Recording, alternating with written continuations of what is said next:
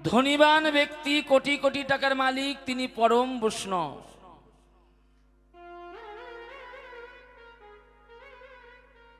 অনেক হরিনাম শুনেছে, অনেক ভাগবত কথা শুনেছে, অনেক অষ্টকালীন শুনেছে। ভাগবত কথা শুনে, হরিনাম শুনে, অষ্টকালীন কীর্তন শুনে এটি তিনি বুঝেছেন, বৈষ্ণবের চরণধুলি ছাড়া ভগবানের কাছে পৌঁছানো যায় না। নিতাই গৌর হরি বল।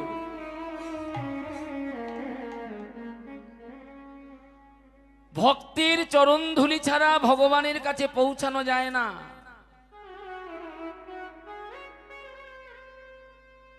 সংকল্প করলেন, আমি ধনীবান ব্যক্তি, কোটি কোটি টাকার মালিক হতে পারি, বিষয় সম্পত্তির মালিক হতে পারি, কিন্তু ভক্তের চরণধুলি ছাড়া তো ভগবানের কাছে পৌঁছানো যাবে না। সংকল্প করলেন, আজ থেকে বাড়িতে, রাস্তায়, হাটে, বাজারে যেখানে বৈষ্ণব দর্শন হবে, কণ্ঠে তুলসীর মালা, ললাটে তিলক সেবা, যেই হোক না কেন, আমি সেই বৈষ্ণবের চরণে আমি ষষ্টাঙ্গে প্রণাম করব।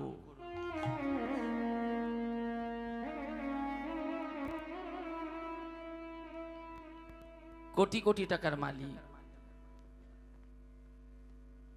এটি তার সংকল্প ছিল, এটি তার ভজন ছিল। হ্যাঁ, যে যেটি ভজন করবেন সেটা ঠিক রাখতে হবে। যদি কেউ মনে করেন আমি হরিনামের মালা করব না, আমি ভগবানকে নিত্য সময় মতো আমি ভগবানকে সেবা করব, ভগবানকে সেবা করলেই কিন্তু ভগবানের কৃপা হবে।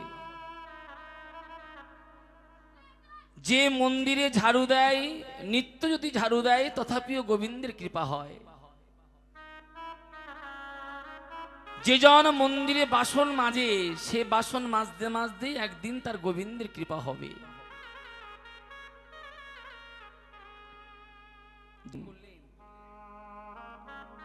যেখানেই সাধু দর্শন হবে, যেখানেই বৈষ্ণব দর্শন হবে, যেখানেই কৃষ্ণ ভক্ত দর্শন হবে, আমি তার চরণে ষষ্টাঙ্গে প্রণাম করব। নিতাই গৌর হরি বল।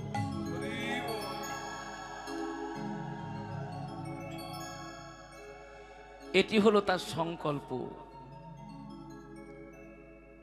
কোটি কোটি টাকার মালিক, পরম বৈষ্ণব বাজারে এসেছে।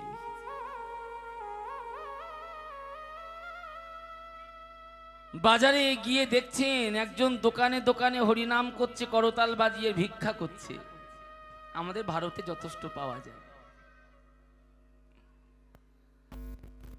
রাস্তাঘাটে, হাটে বাজারে করতাল বাজি ভিক্ষা করে করে, দোকানে দোকানে ভিক্ষা করে বেড়ায় পরম বৈষ্ণব। কণ্ঠে তুলসীর মালা, ললাটে তিলক সেবা, হাতে হলো করতাল। দোকানে দোকানে ভিক্ষা করে বেড়াচ্ছে তো। আর ইনি হলো কোটিটা কোটি টাকার মালিক, পরম বৈষ্ণব। সংকল্প এই,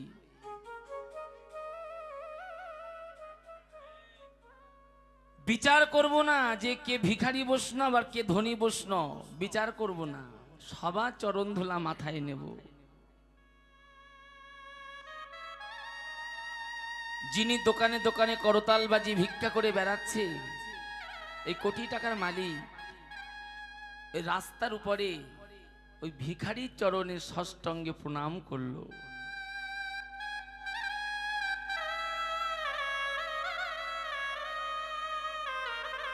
যেই না ষষ্টাঙ্গে প্রণাম করলো, দুটি ছেলে উচ্চ শিক্ষায় শিক্ষিত, সরকারি চাকরি করে, স্যুট বুট পরে রাস্তা দিয়ে অফিসে চলে যাচ্ছে।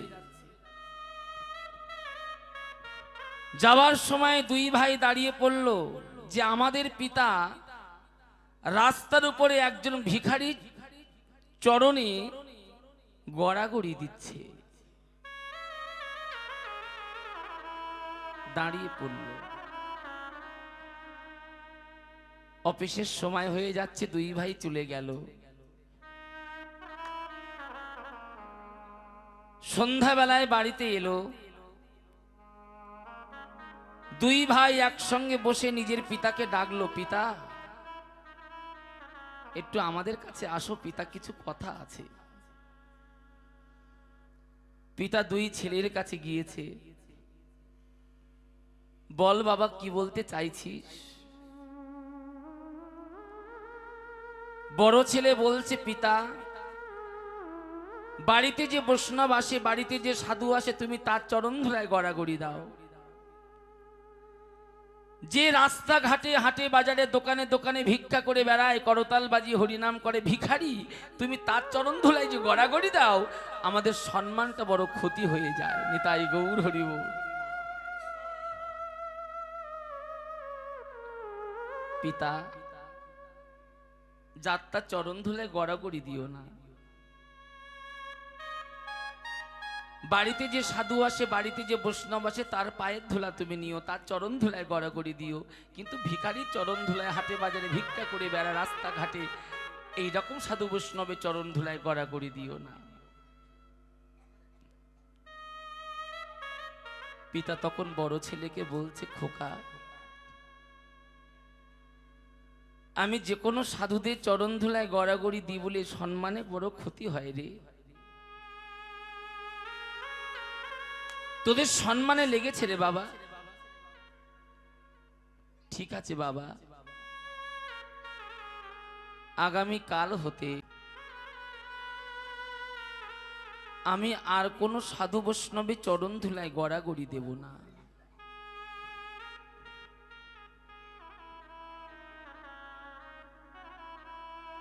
কারোর চরণ ধুলায় গড়াগড়ি দেব না খোকা। কিন্তু একটা কাজ করতে পারবি বাবা? বড় ছেলে বললেন, পিতা কাজটা কি? পিতা বড় ছেলেকে বললেন, খোকা যদি এই কাজটা করতে পারিস তবে কোনো বৈষ্ণবের চরণ ধুলায় গড়াগড়ি দেব না।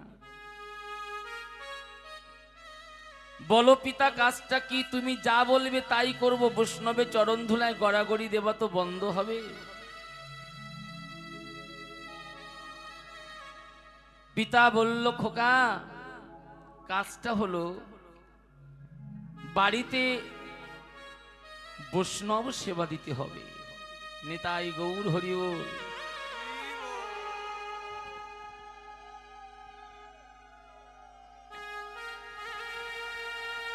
বাড়িতে বৈষ্ণব সেবা দিতে হবে। বড় ছেলে বলল, পিতা যত অর্থই ব্যয় হোক না কেন বাড়িতে বৈষ্ণব সেবার আয়োজন করব।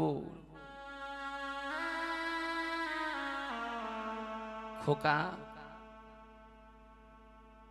আরো অনেক কাজ বাকি আছে, পারবি বাবা করতে? বড় ছেলে বলল, করতে পারবো বাবা। কাজটা কি বলো? পিতা বলল, খোকা যেদিন বৈষ্ণব সেবা হবে আমাদের বাড়িতে, বাড়িতে ঢুকবার সময় একটা গেট তৈরি করতে হবে।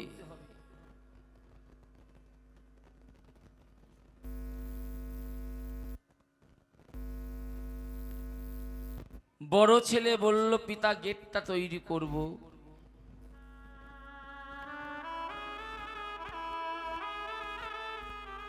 পিতা বলছে, খোকা এইবার শুনে নে বাবা। গেটের দক্ষিণ ধারে একটা যজ্ঞকুণ্ড তৈরি করতে হবে, যেটা আপনাদের বাংলাদেশে অনেক জায়গায় দেখেছি আমি, আমাদের দেশেও আছে। গেটের দক্ষিণ ধারে একটা যজ্ঞকুণ্ড তৈরি করতে হবে। বৈষ্ণব সেবা হবে তো চন্দন কাঠ বেল কাঠ দিয়ে ঘৃত দিয়ে যজ্ঞকুণ্ডটা দাও দাও করে জ্বলবে। বড় ছেলে বলল, পিতা যত অর্থই ব্যয় হোক না কেন চন্দন কাঠ ঘিত দিয়ে বেল কাঠ দিয়ে যজ্ঞ কুণ্ডটা জ্বালিয়ে দেব। ছোট খোকা, আর একটা কাজ বাকি আছে বাবা। গেটের বাম ধারে কিছুটা জলের ব্যবস্থা করে রাখবি। ছোট ছেলে বলল, পিতা জলটা কি হবে? ও ছোট খোকা, বাড়িতে সাধু আসবে তো, বাড়িতে বৈষ্ণব আসবে তো, সমস্ত সাধু বৈষ্ণবের চরণটা ধৌত করে দিস।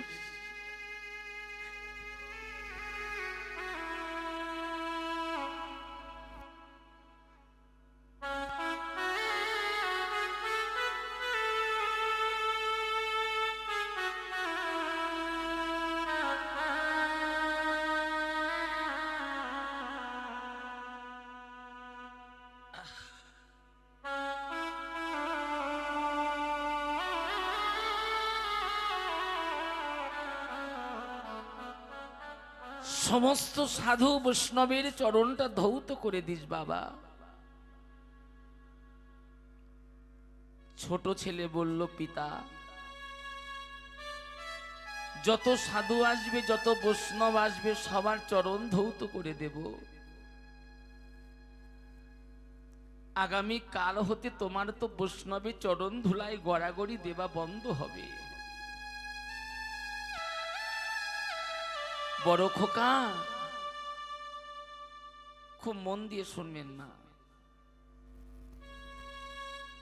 তোর ছোট ভাই চরণটা ধৌত করে দেবে। খোকা, তুই তো বড়। যে সমস্ত সাধু বৈষ্ণবরা হরি নামের মালা নিয়ে ভজন করতে করতে আসবে, যে সমস্ত সাধু বৈষ্ণব কৃষ্ণ ভক্ত হরি নামের মালা নিয়ে ভজন করতে করতে আসবে, সবার কাছ থেকে হরি নামের ঝোলা মালাগুলো চেয়ে নিবি। চেয়ে নিয়ে ওই যে চন্দন কাঠ বেল কাঠ দিয়ে ঘৃত দিয়ে যজ্ঞ কুণ্ডটা দাউ দাউ করে জ্বলছে, হরি নামের ঝোলা মালাগুলো জ্বলন্ত যজ্ঞ কুণ্ডুর ভিতরে ফেলে দিবি।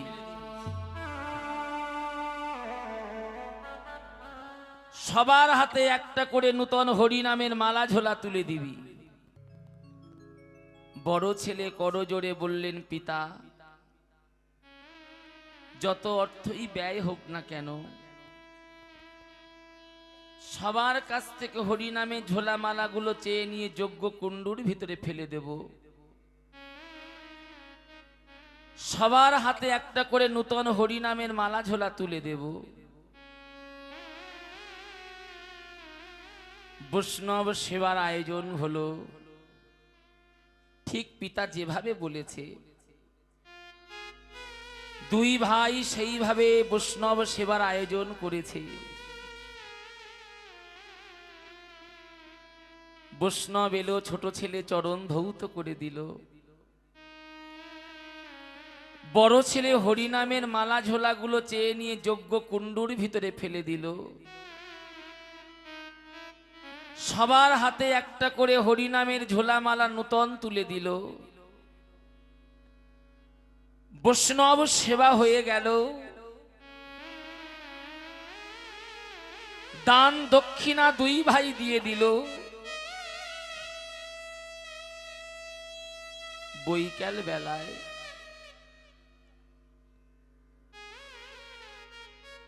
যে ঘরে বসে পিতা ভজন করত, ভজন মানে কৃষ্ণ নাম করত,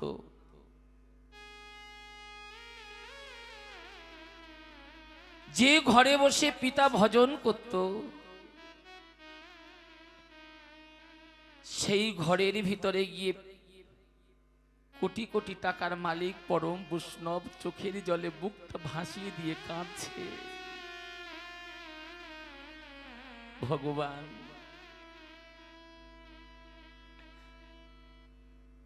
আগামী কাল হতে যে বৈষ্ণবের চরণ ধুলায় গড়াগড়ি দেওয়া আমার বন্ধ হয়ে গেল।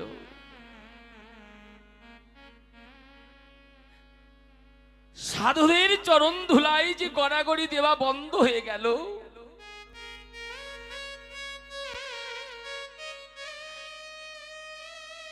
সংকল্প করেছিলাম ভক্তের চরণ ধুলা পেতে পেতে যদি কখনো কোনোদিন ভগবান তোমার কাছে যদি পৌঁছাতে পারি,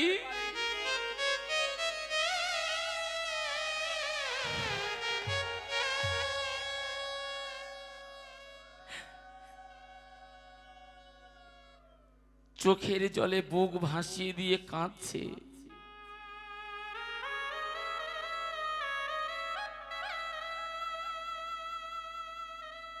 দুই ভাই গিয়েছে। পিতা যা বলেছিলেন পিতা আমরা তাই করেছি। আগামী কাল হতে আপনি আর যে কোনো সাধু বৈষ্ণবের চরণে ধুলায় গড়াগড়ি দেবেন না তো?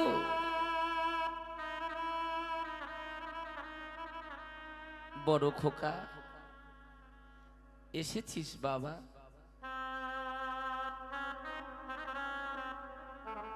ছোট খোকা তুইও এসেছিস? আয় তোরা দুই ভাই।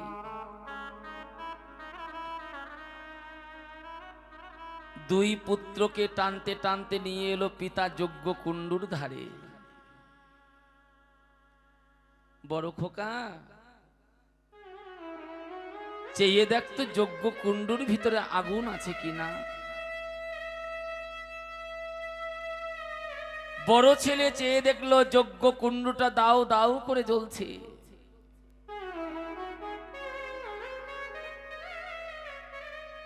বড় ছেলে চেয়ে দেখলো যজ্ঞ কুণ্ডুর ভিতরে আগুন দাউ দাউ করে জ্বলছে।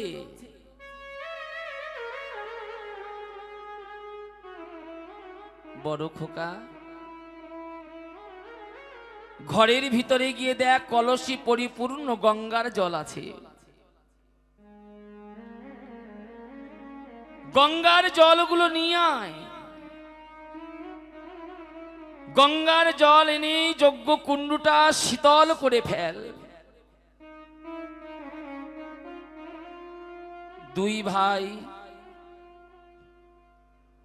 কলসি কলসি গঙ্গার জল এনে যজ্ঞ কুণ্ডুর ভিতরে ঢেলে দিল।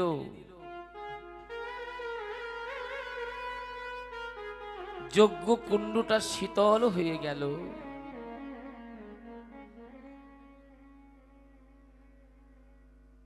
পিতা তখন বড় ছেলেকে ডেকে বলছে, খোকা এবার ভালো করে চেয়ে দেখতো বাবা, যজ্ঞ কুণ্ডুর ভিতরে কিছু দেখতে পাচ্ছিস কিনা।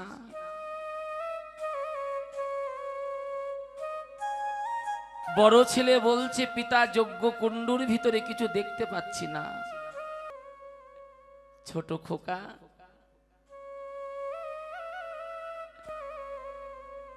তুই ভালো করে চেয়ে দেখ না বাবা, যজ্ঞ কুণ্ডুর ভিতরে কিছু দেখতে পাচ্ছিস কিনা।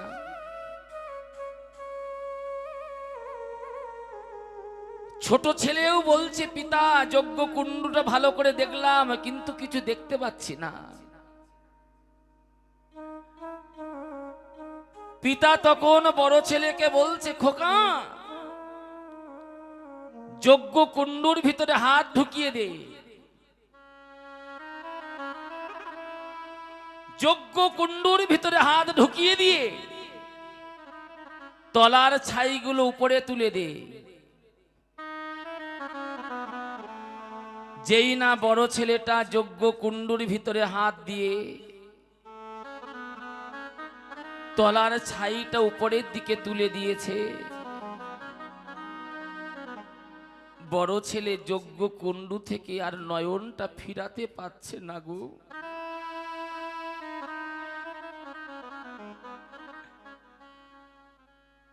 বড় ছেলে যজ্ঞ কুণ্ডুর ভিতরে অপলোক নেত্রে চেয়ে আছে।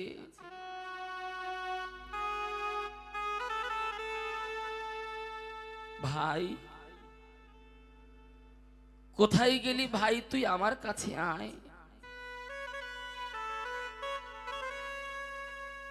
বড় ভাই ছোট ভাইয়ের হাতটা ধরে টেনে এনে বলছে, ভাই আমি একা কেন দেখবো ভাই, তুইও দুটো নয়ন ভরে দেখে নে রে। দুই ভাই যজ্ঞ কুণ্ডু থেকে নয়ন ফিরাতে পারছে না, অপলোক নত্রে চেয়ে আছে। পিতা তখন বড় ছেলেকে ডেকে বলছে, খোকা যজ্ঞ কুণ্ডুর ভিতরে অমন ভাবে চেয়ে আছিস কেন বাবা? ও খোকা কিছু কি দেখতে পাচ্ছিস? বড় খোকা বলছে, বাবা দেখতে পাচ্ছি। চমক উঠেছে পিতা। বল খোকা বাবা কি দেখতে পাচ্ছিস? কিছু বলছিস না কেন? অমন ভাবে যজ্ঞ কুণ্ডুর দিকে চেয়ে আছিস কেন? বল খোকা তুই কি দেখতে পাচ্ছিস? বড় ছেলে করজোড়ে বলছে, পিতা শয়ে শয়ে হরিনামের ঝোলামালা যজ্ঞ কুণ্ডুর ভিতরে ফেলে দিয়েছিলাম। সমস্ত হরিনামের ঝোলামালাগুলো পুড়ে ছাই হয়ে গিয়েছে, কিন্তু পিতা একটা হরিনামের মালার গায়ে যে আগুন লাগেনি। নিতাই গৌর হরি বল।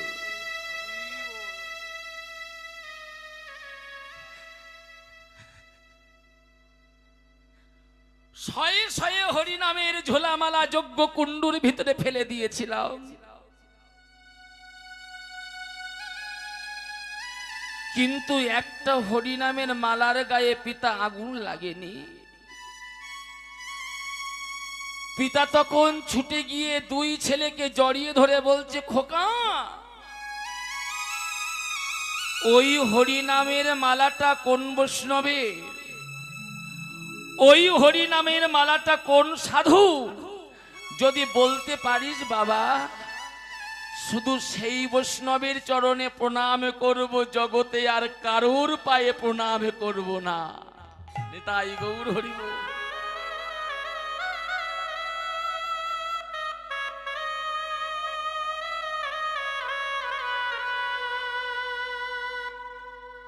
হরিনামের মালাটি কোন সাধুর যদি বলতে পারিস বাবা,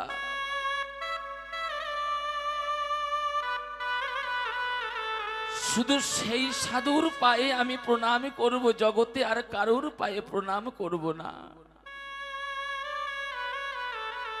বুঝতে পারলেন?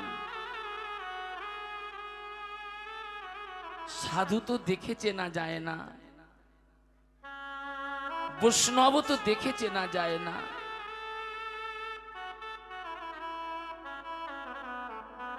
দুই ভাই পিতার চরণটা জড়িয়ে ধরেছে। পিতা আমরা উচ্চ শিক্ষায় শিক্ষিত হতে পারি, বড় চাকরি করতে পারি, কিন্তু পিতা আজ আমরা তোমার কাছে হেরে গেলাম। নিতাই গৌর হরি বল।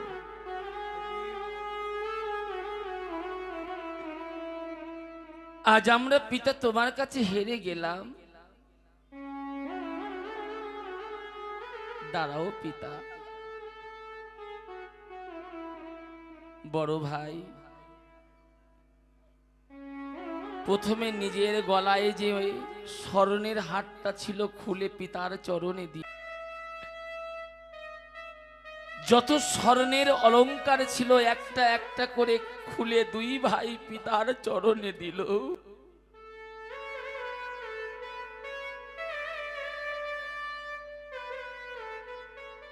যত অলংকার ছিল সব খুলে একটা একটা করে অলংকার পিতার চরণে দিয়ে পিতার চরণটা বুকের ভিতরে জড়িয়ে ধরে বলছে, পিতা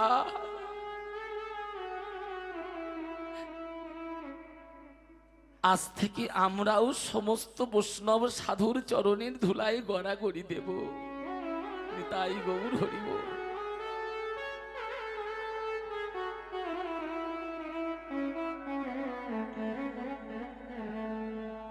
যে পথে হেঁটে ভগবানকে পাওয়া যায়,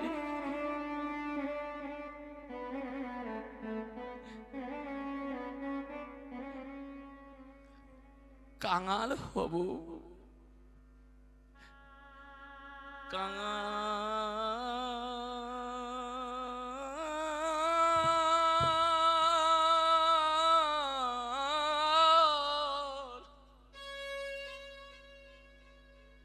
কাঙাল হয়ে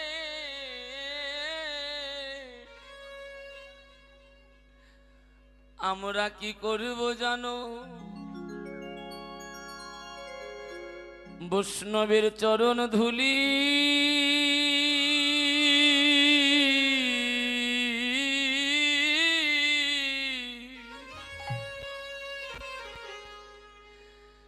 ধুলি অঙ্গে মাগব।